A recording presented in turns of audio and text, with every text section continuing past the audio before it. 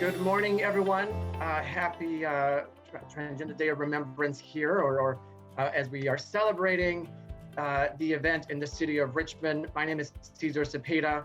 I am very excited for our guests today joining, but most importantly, the whole city being able to join in this event. For the past couple of years, we have been raising the transgender flag on the Transgender Day of Remembrance Day in the city of Richmond, and other cities and other agencies have happily joined along. I'm also vice president of the board of directors for the West County Wastewater District, and we've also raised the Transgender Day flag for the first time in our 100-year history this year. Our City of Richmond is leading us forward, and today marks, I believe, either the second or third year that we have done this, and it's such a stark difference from a couple of years ago when we were fighting to try to get the pride flag in June. And now we're able to fly different flags that recognize diversity and equity and bringing our city and our residents together on a common ground and being able to celebrate all of us for our differences and also what makes us more together. With me today, we have a great panel, a great group of individuals here. And I'm going to start off with Madame President of the Board of San Francisco Pride and also a Richmond resident and PAC chair for the Lambda Democratic Club, amongst other multiple hats that Carolyn Wysinger has, but we'll use those for now. Carolyn, welcome. Thank you for joining Richmond and for joining our community in raising the trans flag this day. Please welcome. You have a couple of words for us here. Yeah, and I thank you so much, Cesar, for that welcome and for the reminder.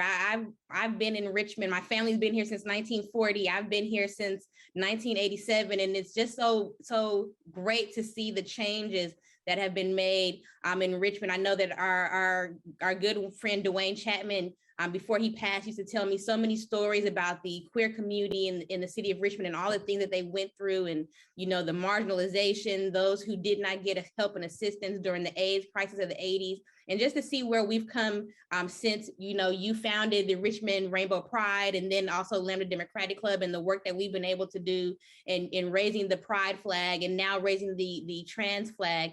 And one of the things that we have, a practice that was passed on to me, and I thank so much the folks who came before me at San Francisco Pride who taught this to me.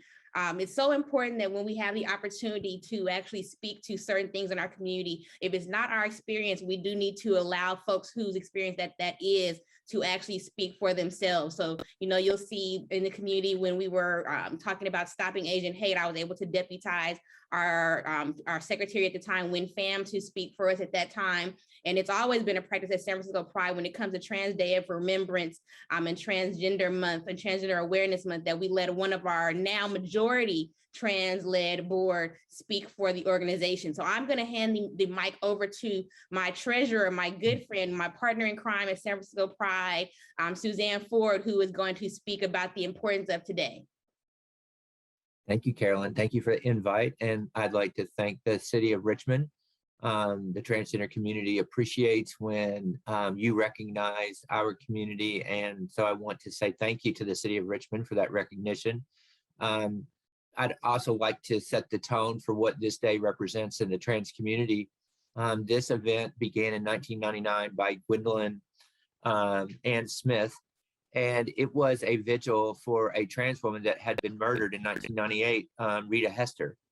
And so for this week for us, and this day in particular, is about recognizing the members of the trans community that have suffered and died by violence.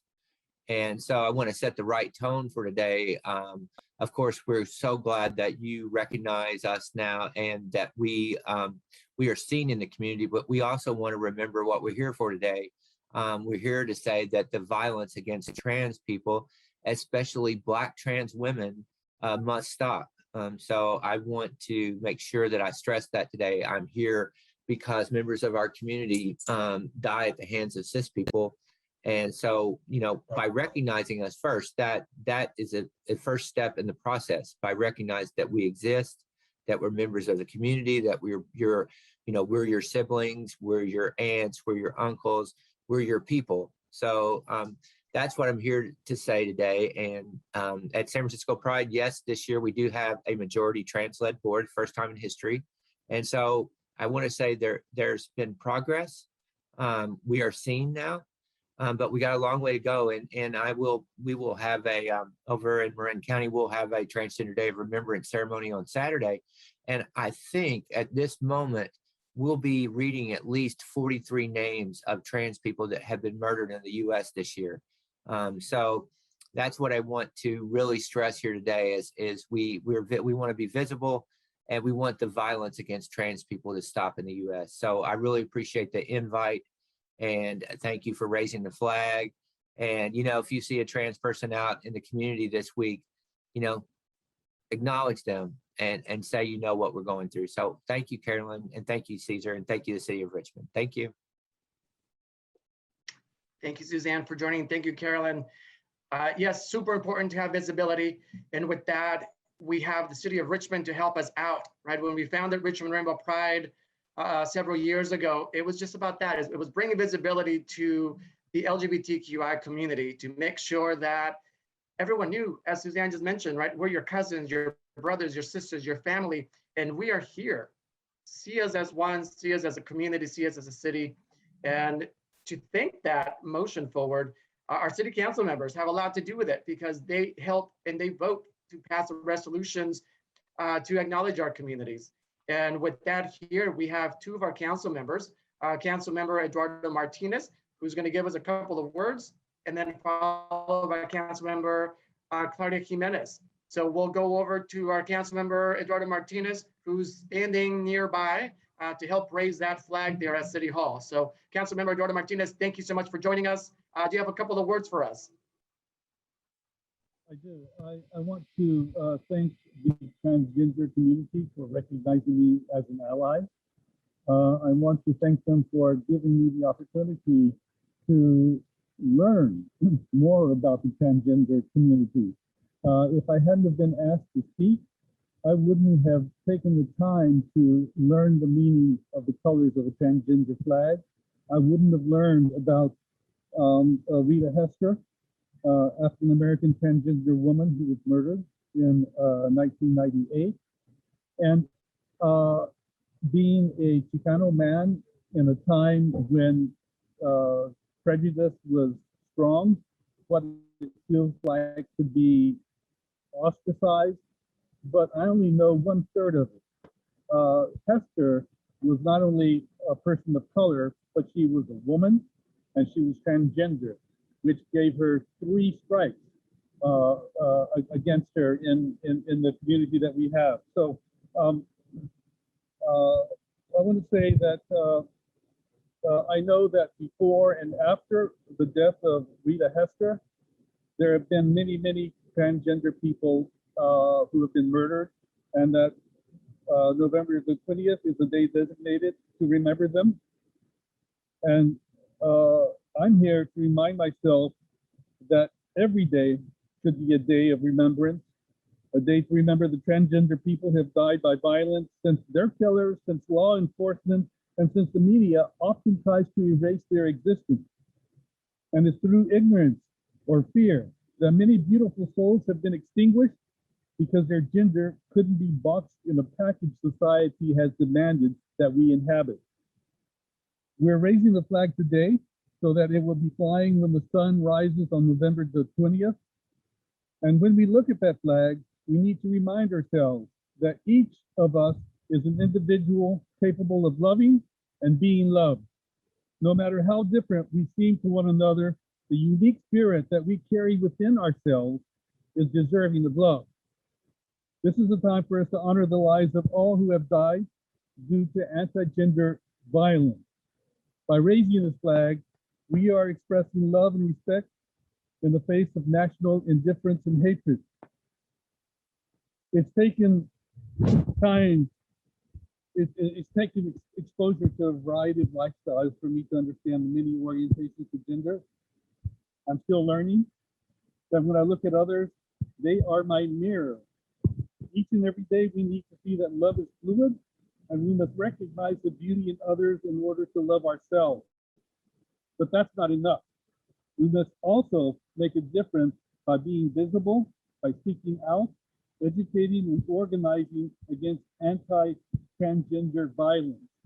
And I want to thank once again the transgender community for helping me to educate myself, for helping me to take that extra step to stand up and make my voice be part of the voice of the transgender community for equality for all. So thank you. Okay, I just wanted to say thank you for the invitation and thank you for organizing this great event. I think like once again, Richmond is demonstrating that we are getting bigger our circle of human concerns and stop othering people just because their gender identity or expressions. We are recognizing that we have a diverse community and we need to bring them into the circle. And this is one part of that. According to the Transgender Law Center report, transgender and gender non-conforming people experience overwhelming discrimination and marginalization in employment, housing, healthcare, and education based on their gender identity and or expressions. And we need to change that. So today is a day where Richmond is demonstrating that we are in this path, but we as legislators, and I included in this because I am a city council right now, we need to do better. We need to do more. And because it's beyond the resolution, we need to show with regulation, with ordinance, that we are open the opportunities for transgender community to be, have better services, to have more opportunities. And this is what we need to continue to do. Happy to work with all of you in this endeavor, because what we need is to open that door for our community that we care about. We need to stop othering people just because they are not look or they don't think the same like us.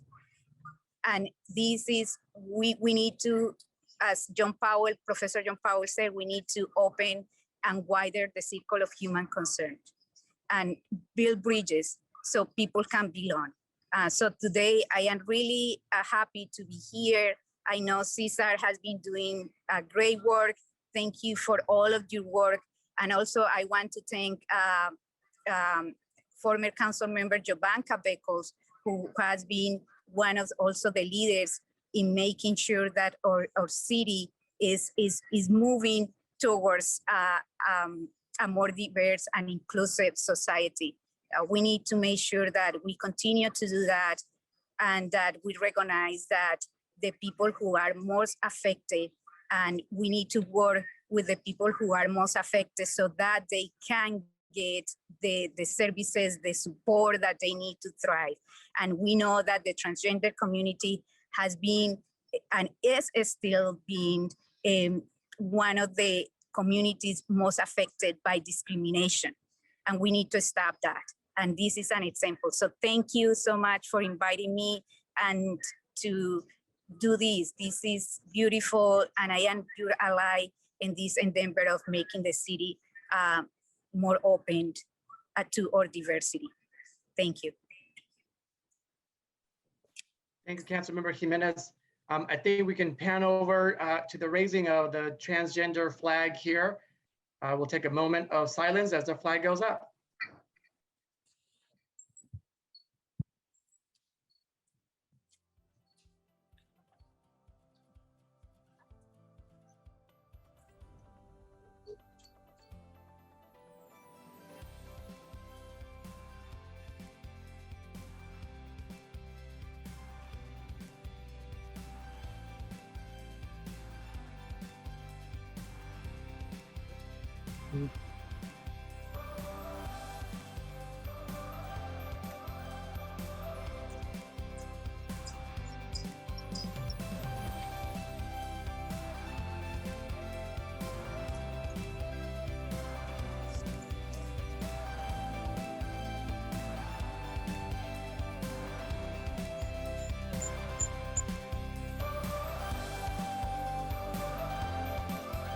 flag up. I want to thank everyone again, everyone that has helped along the way to get us here today, who has fought for the rights of the trans community, but also has fought for my rights as a gay man. We recognize transgender individuals for the beginning of what's known the gay movement. One of the individuals known to have thrown the first brick at Stonewall, Marsha P. Johnson. There's countless and so many names that we can go over for the individuals that have stood up, that have built the road that we all are walking on now. I want to thank everyone that has brought us here today, and for all of you who are still with us today, continuing to fight for not just your individual rights, for the rights for those around us. For those that think have no voice, you do have one. Stand with us. For those of you whose mind has not been open yet, please open your mind and let's change hearts together. Thank you everyone for joining us today, and we look forward to seeing everyone again soon. Have a beautiful day. Bye everybody.